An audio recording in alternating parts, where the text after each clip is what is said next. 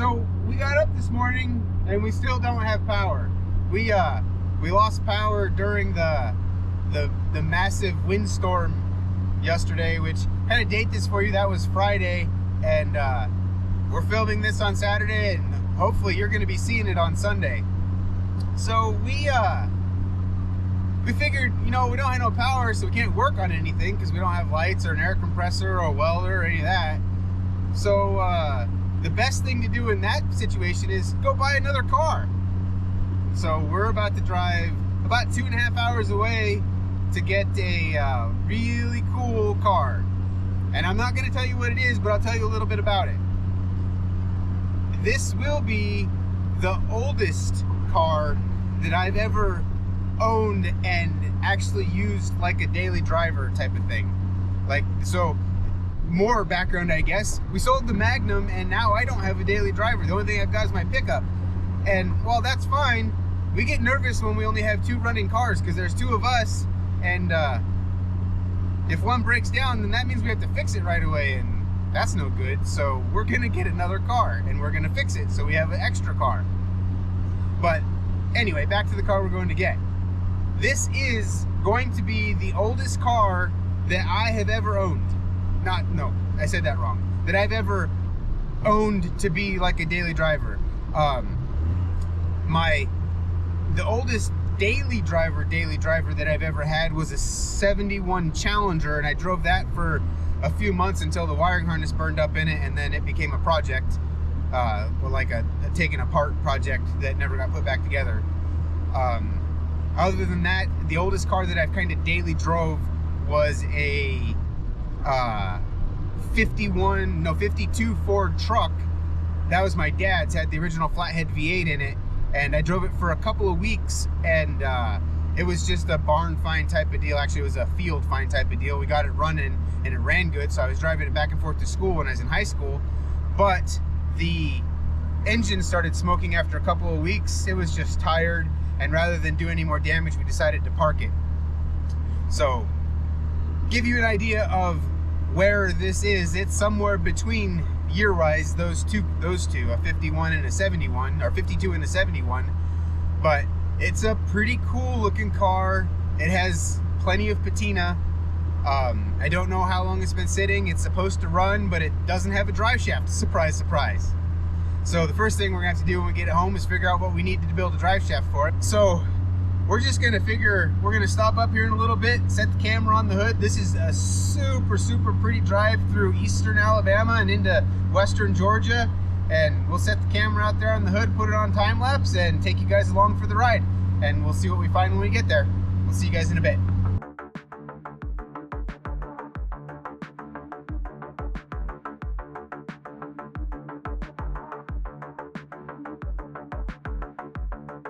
So we stopped for a drink, and squirrel. I'll try to zoom in on that. I don't want to walk over there right now, but I'll zoom in on the video. So he walked over there to ask them if it's for sale, because that is totally our color and we kind of want a Charger. But we can't fit 2 cars on this trailer. Decisions.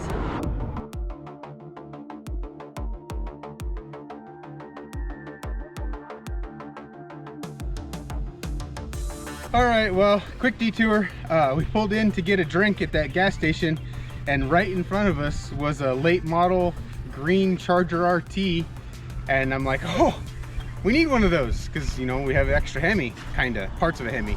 Anyhow, we figured out who owned the house and who owned the car, and come down here to talk to the gentleman that owned it. And unfortunately, it's already been sold, just hasn't been picked up yet. So back to our original plan.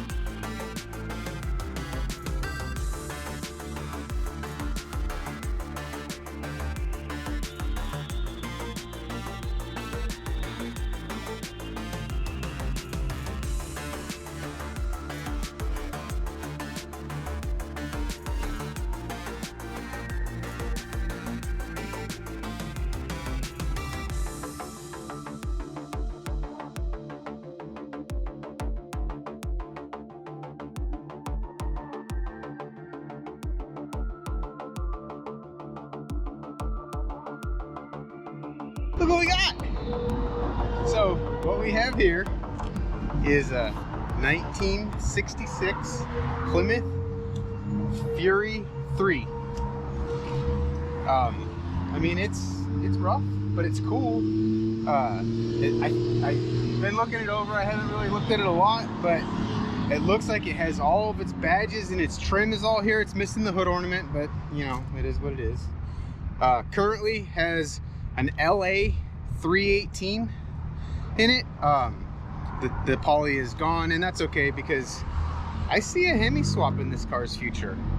So, like I said before, this is gonna be my new daily driver after a little bit of work, namely getting the engine running and driving, fixing the drive shaft that's missing.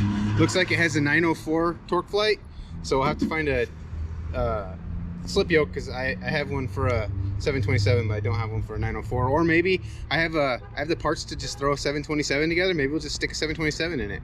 It's a 318, so it's neutral balance, so it shouldn't be that hard to just stick a 727 in it. I just have to find a torque converter. But the plan is kind of make the inside really nice and the outside exactly the way it is. That's our current plan.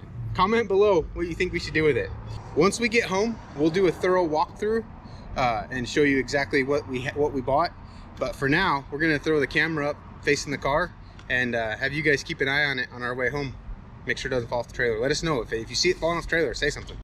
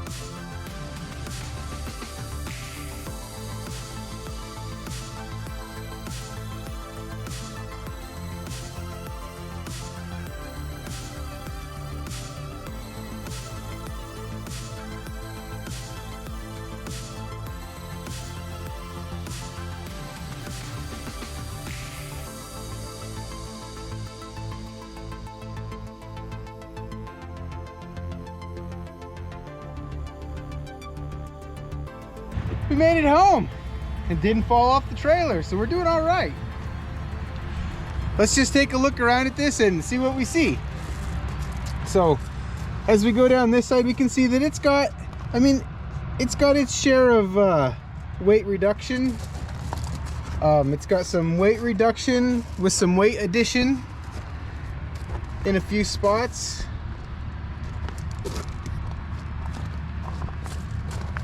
We started losing some more of the body on the way home, so it was getting lighter as we were going home. That'll help the fuel mileage. I'm not sure what was going on there. Busted taillights, which that's just one of those things with an older car. I'm a little bit sad that the chrome is peeling on these taillights.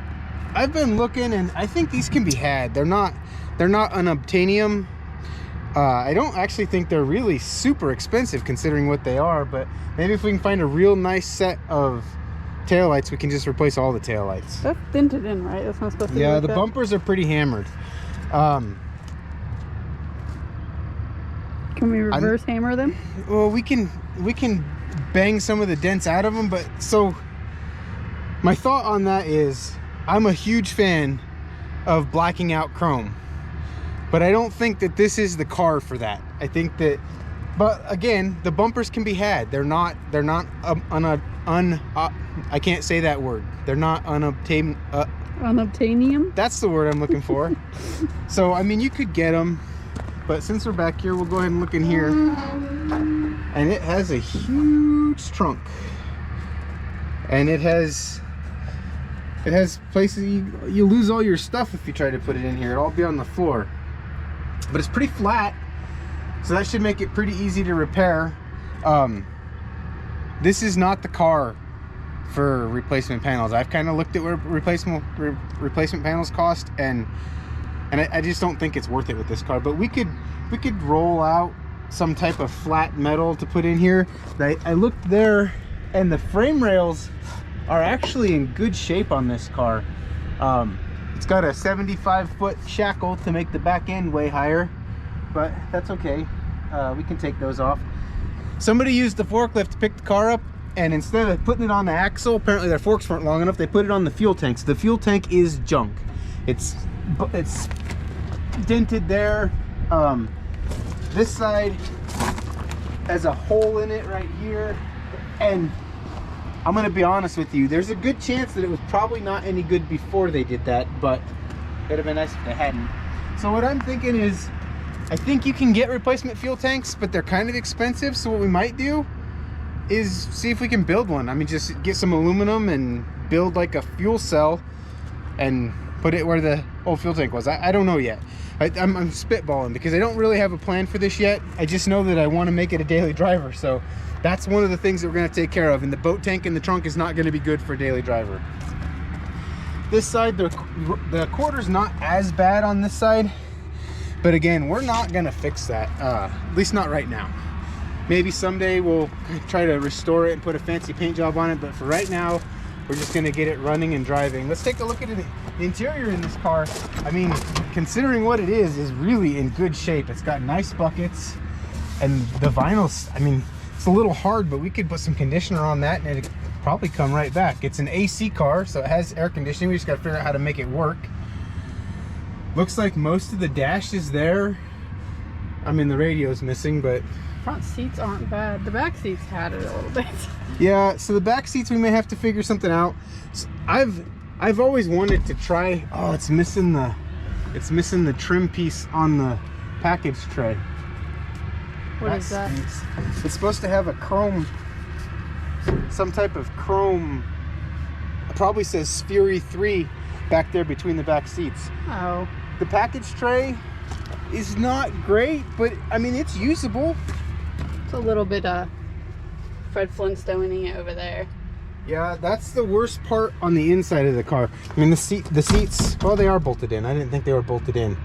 But it's not an original console car. You can see it's got the spot on the column for where the shifter should go. We can fix that. It's got the badges here. We can clean those up and repaint them. I'll probably end up pulling the dash out and going through all the wiring and everything, because I'm afraid it's probably not in very good shape. It's just a hunch I've got. But it's got the crank open wing windows. That's funny. But we're not gonna force those. Well, yeah. We're gonna take the doors apart. All the stuff is here. We'll have to probably try to buy or remake. They sell a lot of this stuff, but man, is it expensive. They have seat covers for the front seats and the back seats, like more than I paid for the whole car just to recover those seats. So I might learn to sew. I think we might learn how to sew us some seat covers. But the doors open and close good. It's solid. It's got some general bias plies. We won't be driving on those. The grill is all here, all the trim is on the front. Again, the bumper is hammered, but the trim's in pretty good shape. I mean, there's a couple of dents here and there, but Character. yeah, it's just, I mean, it's an old car with a story to tell. Looks cool though. I don't know anything about it. The guy that I got it from didn't know anything about it. I don't know where it came from or how long it sat. There's nothing in the car. But we've been watching this car for like 6 months. It's been sitting on Marketplace, and we finally had the opportunity to go get it. And we were a little worried that when we got there, something would be wrong with it because of the fact it was still on Marketplace. But it's everything he said it was in the description, so.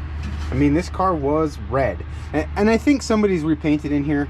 It's got a later model 318 or 340 based on the balancer. Based on experience, it's got a later model 318. Looks like it's got no exhaust, so it'll sound cool. The hood's in really good condition too. Yeah, I mean, the hood's in good shape. The inner fender wells are in good shape. The battery box isn't rusted out. I think we can do something with this car. This is exciting for me because I've never had a really kind of old daily driver. I mean, the oldest thing that I've daily driven for a long period of time was when I was in high school. I had a 73 Plymouth Scamp that I daily drove for a couple of years, maybe 2 years, year and a half. But I'm excited to get this one running and driving. We're gonna leave the outside exactly the way it is. I'm thinking about cleaning it up, you know, going over it with some light abrasive like steel wool or something and getting it cleaned up, and then spraying like a satin clear on it to preserve it in its current state. But I'm not gonna fix the rust. I'm not gonna do all the body work. I don't think we're gonna polish the trim. I think we're just gonna leave it all alone. Get good wheels and tires on it, get the brakes working, get the engine running, get a drive shaft in it. It does, I looked, it has a 904. Unfortunately, I don't really have a lot for a 904 transmission, but I have an almost complete 727-4 small block and a rebuild kit for it. The only thing I don't have is torque converter. That's not hard to come by. So I think that's the plan. We're gonna get it running, get it driving, and then we'll tinker with it here and there when we have time and money to mess with it. All right, guys, I really should be working on the generator. Like, that's what I should have been doing this morning, not going to get this car. But this sounded like a whole lot more fun. But now it's starting to get pretty close to dark and we don't have power still. I think we're gonna have to throw away everything in our refrigerator because it's now been going on 36 hours since the power went out. So I'm gonna go work on that. If you guys want to get updated on this, subscribe. You'll get notifications whenever, well, if you turn the notifications on, you'll get a notification whenever we put out a video. And some of them are gonna be about this over the next couple of months, year, who knows. See how far we take it. We don't have any Fury 3 shirts yet, but we do have a Destroying Drive Shafts or Recycling Drive Shafts, the Thrasher shirt, and a piece of Jeep shirt. You can check those out right below the video on the merch shelf down there, take you to our Shopify store. And a like would be awesome. See you soon.